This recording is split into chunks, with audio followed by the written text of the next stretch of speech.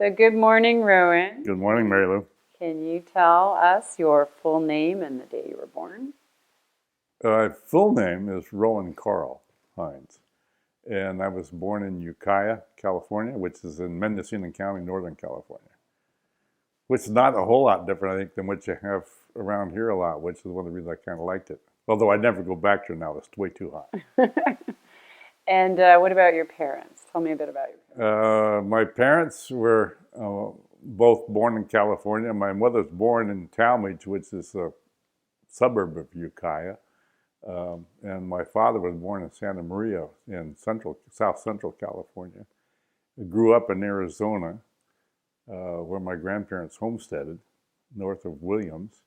And subsequently, during the Dust Bowl, they lost the homestead and traveled back to California, ended up settling in Ukiah. And both my parents graduated from high school there. That's where they met. Where they basically lived ever since. I was born there, and I have an older brother and had a younger brother and 3 younger sisters. So you grew up there. Your family did not move around. Graduated in 1955. Well, how did you end up in Issaquah? Well, I spent a year in college in Utah studying forestry. Stayed out a couple of years, earned some more money to go back to school. Interestingly, my parents never really talked about going to college. Neither one of them. My dad went a couple of years to a business school, but neither one of them had much beyond high school. But it was always understood that all of us kids would go to college. And so I went. Then I started at Oregon State in the fall of '58 in forestry. Graduated from there in '62 with a degree and my commission in the Army. I met my wife. I was bussing dishes in the dorm there. We were married and went right into the Army after graduation in '62. And how did you end up finding your way up to Issaquah? I spent 3 years subsequent. I was in 3 years in the Army. I was supposed to go to Fort Riley, Kansas. The Army had lifted the ban on dependent travel and that was imposed when the Berlin Wall went up in '61. In spring of '62, they lifted the ban, so we had been married 3 weeks, decided we prefer spend some time in Europe than to spend 2 years in Fort Riley, Kansas. So I applied to extend, was accepted. Uncle Sam sent me to France for a year, and then I spent 2 years in Germany. Got out just before Vietnam, luckily, and went back to Oregon State, where I got my master's of forestry degree. Finished the coursework in '67, and my first job was with the Northern Pacific Railway, which we're sitting in the railway station here. And that was in Longview, and I was responsible for about 150,000 acres of land in southwest Washington, northwest Oregon, including the top of Mount St. Helens before it blew. 3 years there, I could see there wasn't a whole lot of room for moving up. Jim, I can't think of his name now. Anyway, lived down the street here in Issaquah. Was one of my second line supervisor, and so they were all about my age, a little older, and so I ended up decided I needed to look for further afield. Ended up going to work for a Weyerhaeuser company in Longview in 1970, and job opened up here at Snoqualmie in '71. Boss said he didn't want us living any further away from Snoqualmie, Enumclaw than Issaquah, where he lived. And so we bought a house in town and been there 47 years now. Actually, we bought a lot, built a house, and been here 47 years now. Oh, that's awesome. How long did you work for Weyerhaeuser? Altogether, 27 years.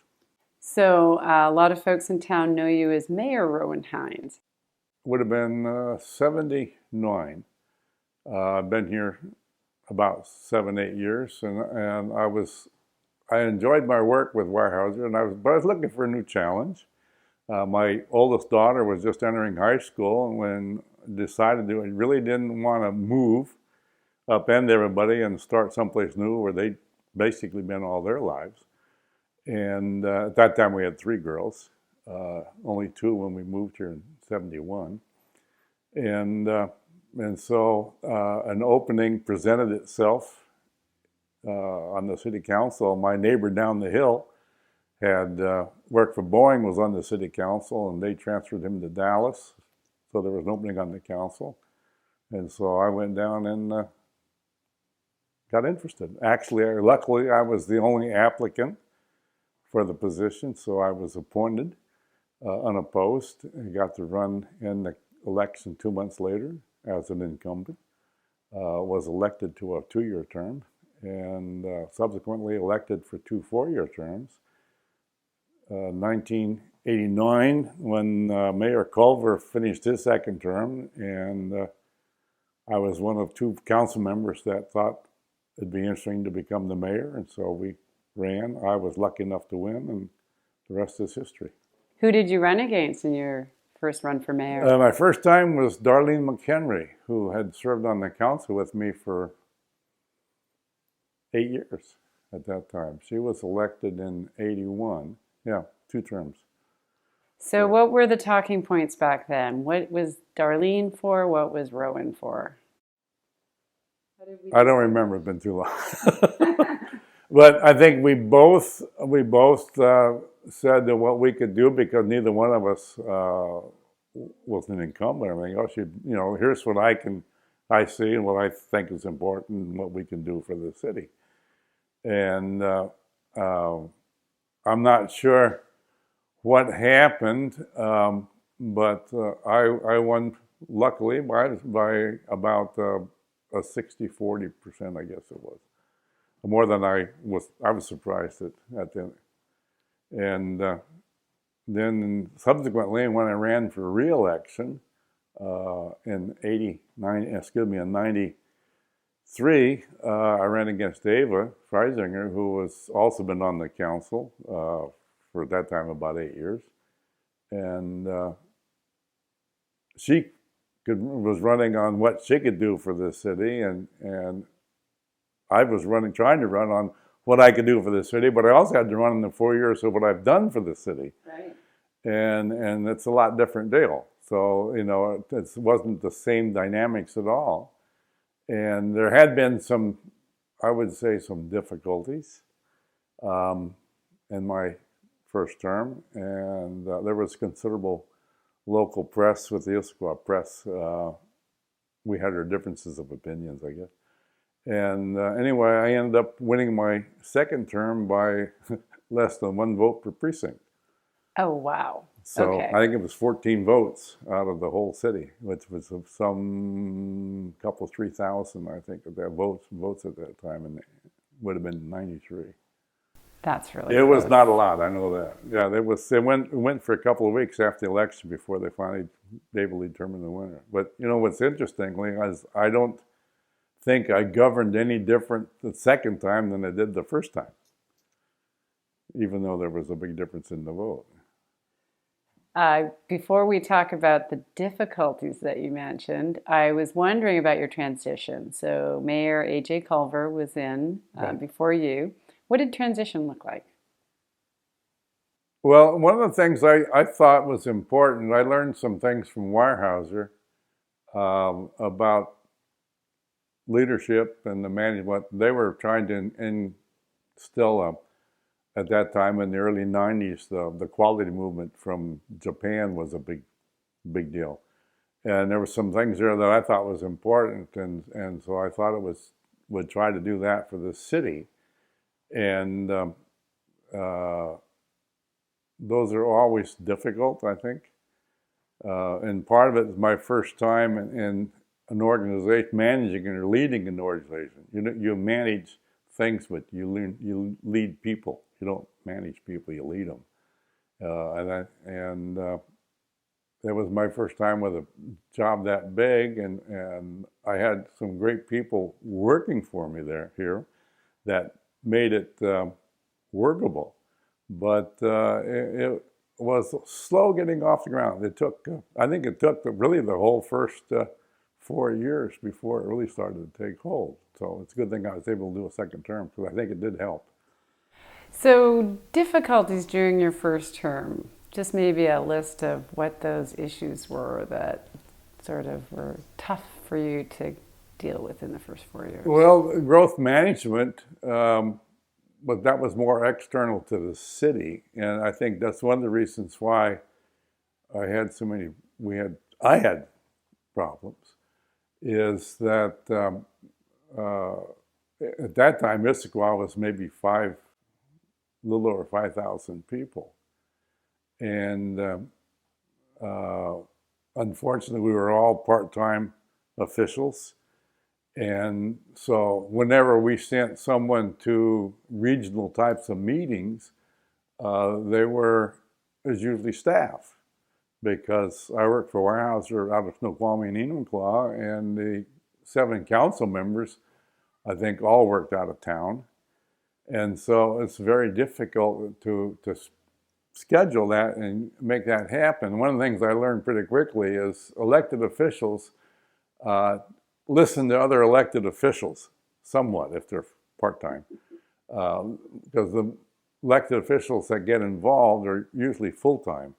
Like City of Seattle was always big, and of course Bellevue was probably the second biggest, and their officials weren't full-time, but they were pretty much much more involved in it because of the size of the city.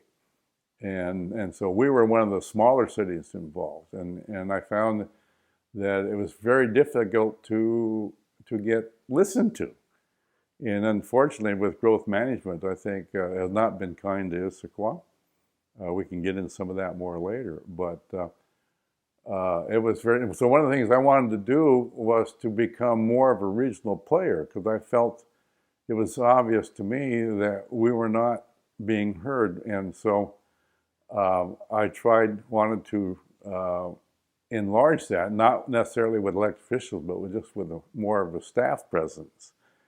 And the person that I felt was most opportune for that was Rita Perstak, who at that time was Municipal Services Director, and had basically about half the city employees, public works, all the public works, planning and engineering, all the planning department, and building official, and I forget, there was a couple of, I mean, she had almost half the employees under her care, and I think a very astute and very smart person. I was one of the people that encouraged AJ to hire her a couple years earlier when we looking for a director for that position.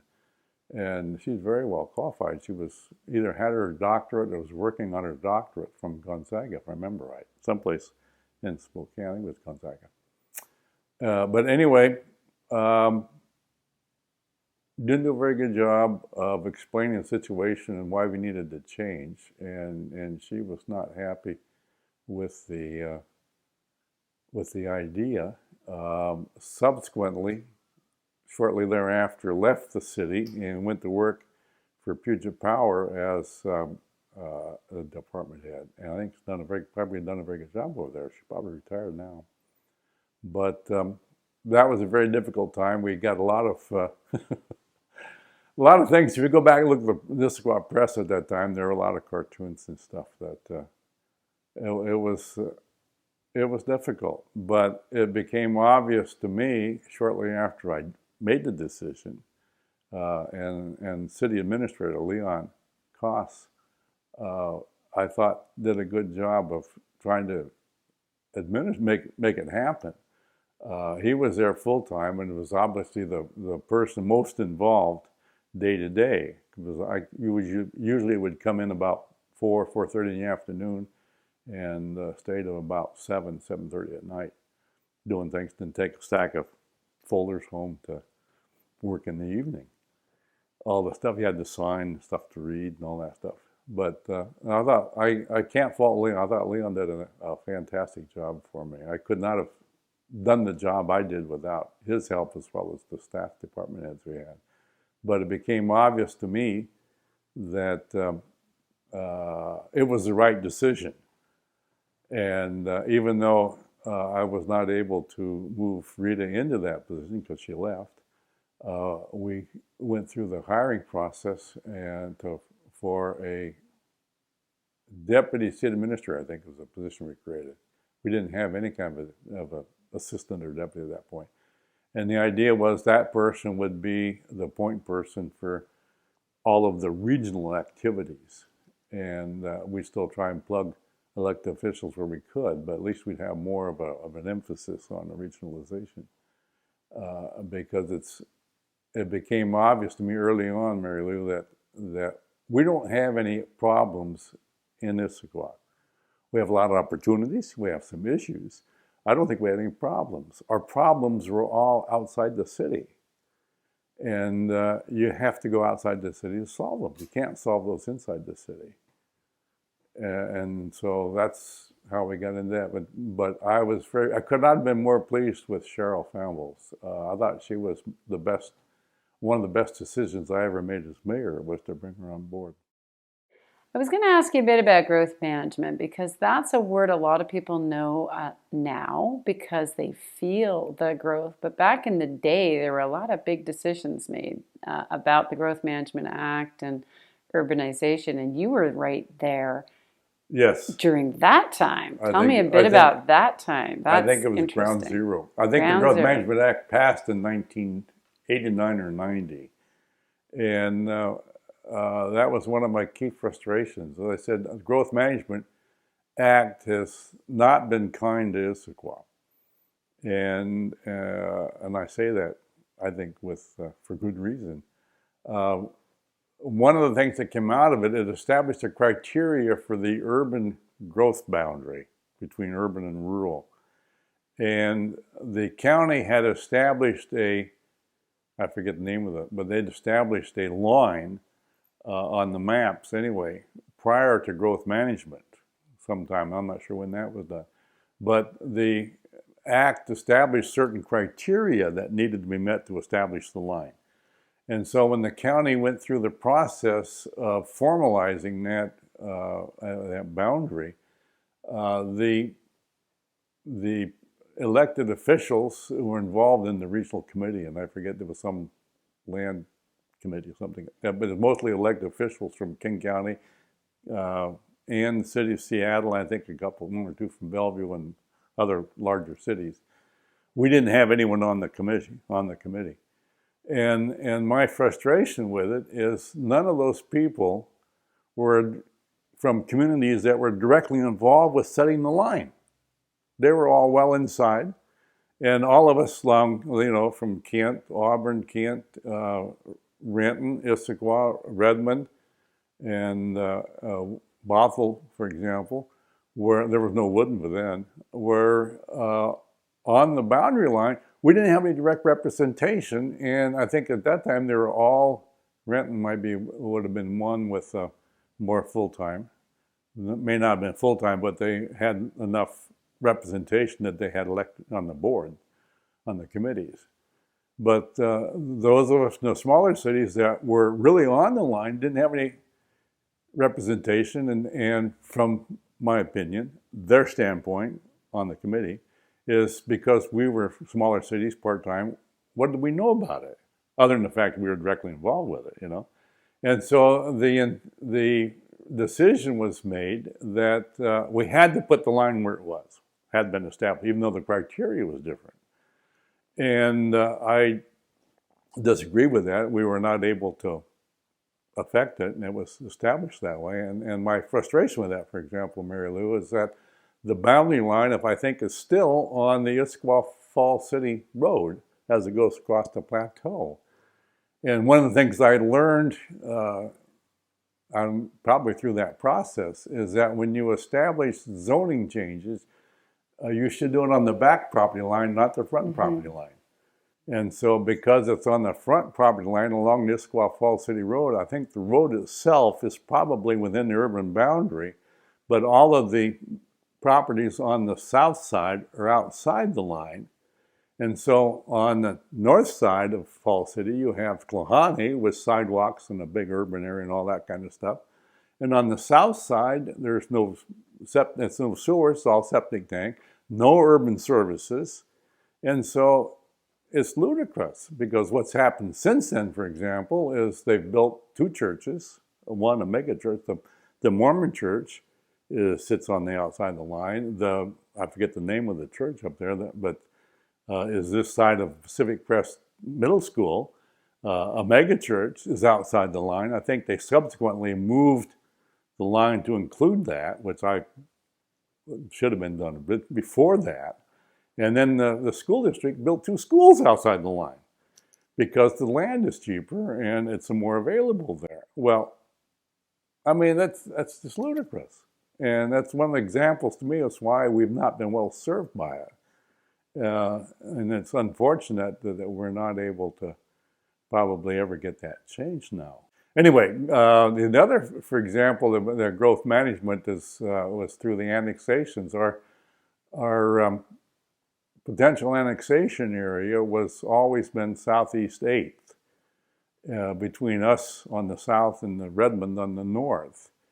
And early in my team, Doreen Marchioni was mayor the first couple of years, and then Rosemary Ives was mayor the rest of my term. And unfortunately, Rosemary was always focused on, I think, on Microsoft, which was there, and north of 202, which is the road from Fall City into Redmond. And so everything south of 202 was not of interest to her. Well, that's the whole north end of the plateau. And so if it had been up to me, I'd have annexed everything up to 202. Wanted to definitely annex everything up to Southeast 8th, but there was the people in the north end of the plateau had no representation, and so there became an internal focus on what happens. Excuse me. And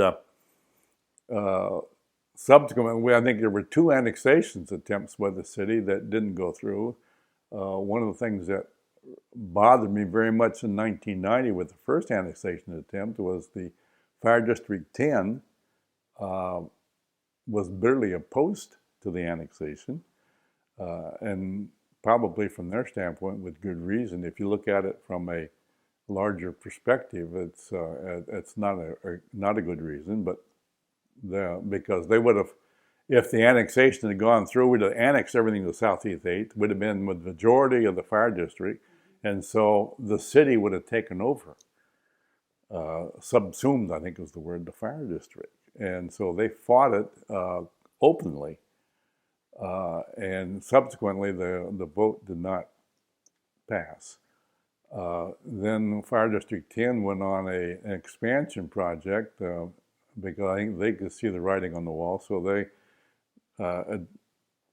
ended up agreeing with other rural districts in Snoqualmie Valley and like that, became a much larger entity, so that that wouldn't happen again.